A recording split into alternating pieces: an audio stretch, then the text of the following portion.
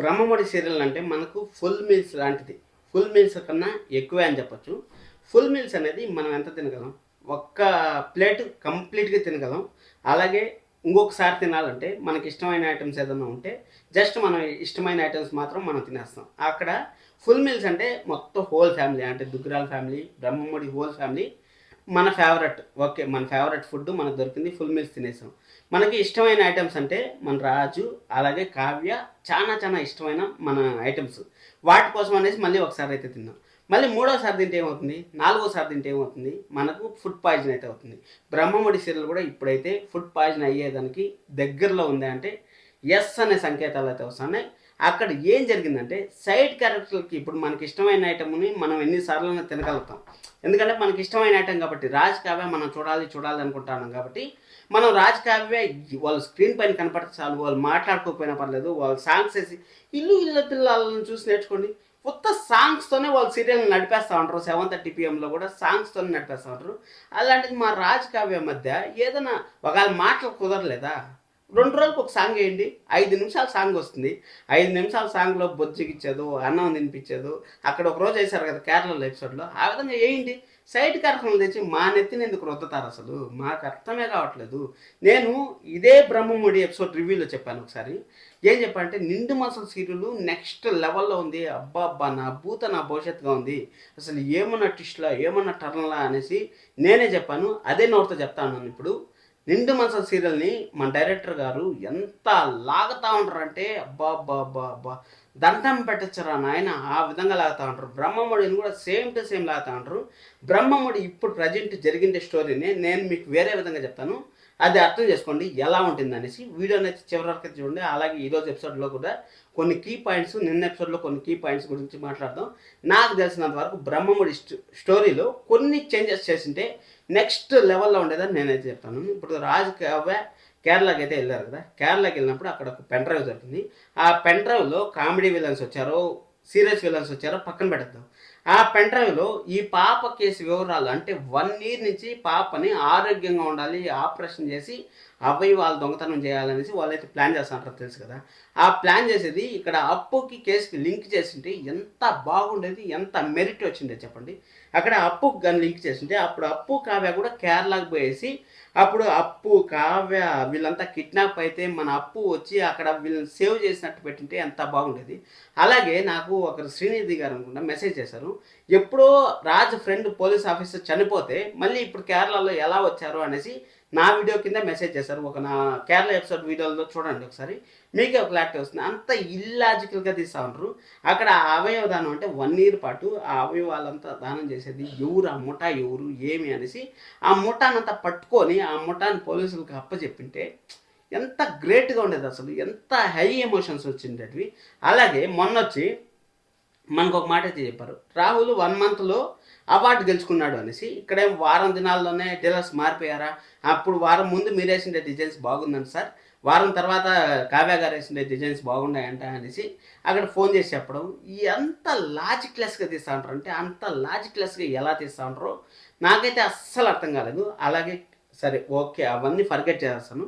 అయిపోయింది. అయిపోయి స్టోరీని ఓకే. ఇక్కడ స్వరాజ్ గ్రూప్ గురించి ఒక యాడ్ అయితే ప్లే చేశారు కదా! అంటే యాడ్ ప్లే చేశారు. యాడ్ ప్లే చేసిన తర్వాత అక్కడ పొ స అక్కడ ఇంత అసలు పిల్లల్ని కిడ్నాప్ చేస్తే ఎంత చట్టం ఉంది? ఎంత డెప్త్‌గా తీసుకుపోయిండొచ్చంటే ఆ స్టోరీని నేను మీకు ముందు నుంచి చెప్తాను. ఏదో జరుగుతాంది, ఏదో జరుగుతాందనేసి. అంటే డైరెక్టర్ గారికి స్టార్ట్ చేసిందే తెలిసింది కానీ ఎండింగ్ ఎలా ఇవ్వాలో తెలీదు. అందుకోసం జస్ట్ ఒక కొత్త క్యారెక్టర్‌ని పెట్టి, ఆ కొత్త క్యారెక్టర్‌కి ఒక పాపన్నట్టు సృష్టించి, ఆ పాప, ఈ పాప కిడ్నాప్ చేస్తా ఉన్నాడు అనేసైతే చెప్పేసి వాళ్ళనైతే అక్కడ పట్టించేశారు. అక్కడ పెట్టించేసిన తర్వాత కనీసం ఆ పోలీస్ ఆఫీసరు అక్కడ వచ్చి నిల్చుకొని అంటే మన అప్పు మీడియా ముందుకు వచ్చి నిల్చుకొని మీడియా వాళ్ళంతా అప్రిషియేట్ చేస్తా ఉంటే ఎంత బాగుండేది చెప్పండి. అది కూడా మిస్ అయింది. అదే ఇప్పుడు మనకు ఎలా చెప్పాలి మన డైరెక్టర్లు శాడిజం చూపించడంలో ఉండే టాలెంటు మంచి చూపించడంలో లేదనేసి నేనైతే గట్టిగా ఫీల్ అవుతా ఉన్నానబ్బా! నిజం చెప్తాన్నాను. ఇక్కడే కాదు ఈ డైరెక్టర్ కాదు మన తెలుగు డైరెక్టర్లందరూ శాడిజంకి బాగా అలవాటు పడ్డారు. అసలు మంచి చూపించాలి. మన హీరోని, హీరోయిన్‌ని ఎక్స్‌పోజ్ చేయాలి. ఎందుకంటే మనకి ఇష్టమైన ఫుడ్ మనం తినాలంటే మనం ఏం చేస్తాం చెప్పండి? తింటాము. ఆ విధంగా తెచ్చుకొని తినకుండా ఓరి పనికిమాలిన చెత్తంతా మనం తింటామా? చెత్త తిన్నాం కదా, అదేవిధంగా చెత్తనంతా బాగా ఎక్స్పోజ్ చేసి చెత్తను మనం ముందర పెట్టి చెత్త కింద ఎక్కడో ఒక కార్నర్లో ఒక మూల పెట్టేస్తే మనం ఎలా ఫీల్ అవుతుంది చెప్పండి. చాలా బాధతో అయితే చేస్తాను నేను వీడియో. ఆ విధంగా అప్పు అంత కష్టపడి ఒక ప్రెగ్నెంట్గా ఉండే ఉమెన్ అక్కడ అంత సాధిస్తే ఆ పాజిటివ్నెస్ లేకుండా చేశారు చూడండి. అది చాలా చాలా డిసప్పాయింట్ అయితే చేసింది. కష్టపడి అత్త దగ్గర, ఇంట్లో వాళ్ళ దగ్గర, అందరి దగ్గర మాటలు పడి బాధలు పడి అక్కడ మన కావ్య అంత సక్సెస్ అప్పు అంత చేస్తే మనం కనీసం ఒక అప్రిషియేషన్ లేకుండా చేశారు. అది బాగా డిసప్పాయింట్ అయితే అయింది.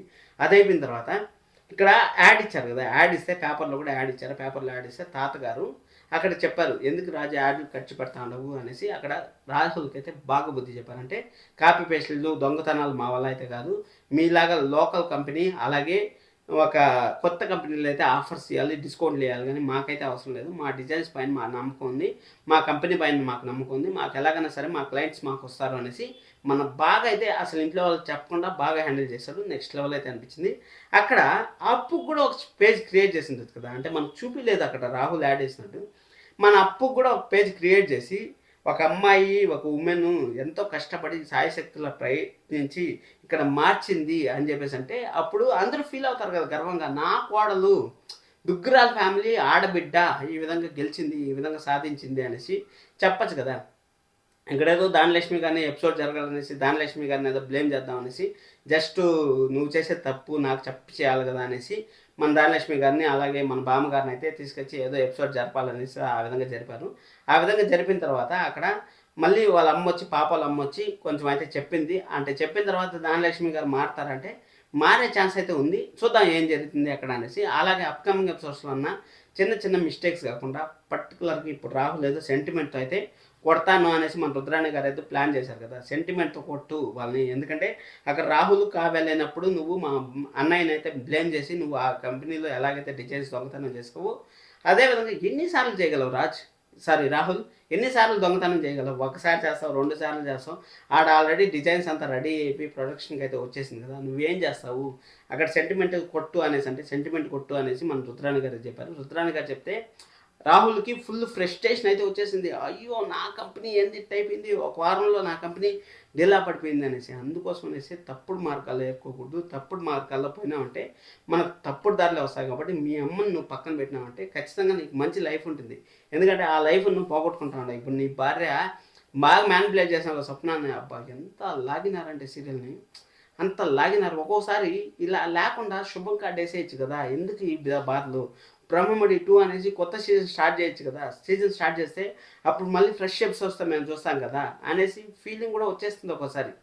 ఇంకా రుద్రాణి గారి ఆగడాలకైతే చెక్కే పెట్టలేదు. ఆ ఇంట్లో వాళ్ళు ఎంత మాట్లాడినా సరే రుద్రాణి గారిని అయితే ఇంట్లోంచి బయట పంపారు. మన కావ్య పాపము ఈరోజు కూడా డీలర్స్ అంతా మన పైపు వస్తూ ఉంటారు సార్ అని మన శృతి ఫోన్ చేస్తే మన కావ్య ఆలోచన చేసిన విధానం నెక్స్ట్ లెవెల్ అనిపించింది. ఎందుకంటే ఈరోజు మళ్ళీ వస్తారు డిజైన్స్ బాగున్నాయి అనేసి, రేపు డిజైన్స్ బాగాలేవు డిస్కౌంట్లు వస్తాయి అనేసి మళ్ళీ మీరు అక్కడికి వెళ్ళిపోతారు, మాకు అగ్రిమెంట్ చేయండి అనేసి మన కావ్య మాట్లాడిన మాటలు కూడా నెక్స్ట్ లెవెల్ అయితే అనిపించాయి.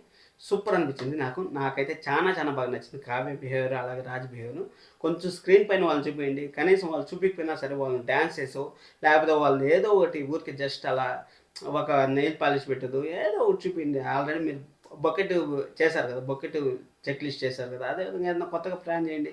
మా రాజుని కావ్యాన్ని కొంచెం చూపించండి స్క్రీన్ పైన దయచేసి. సబ్స్క్రైబ్ చేసుకోండి, చూద్దాం.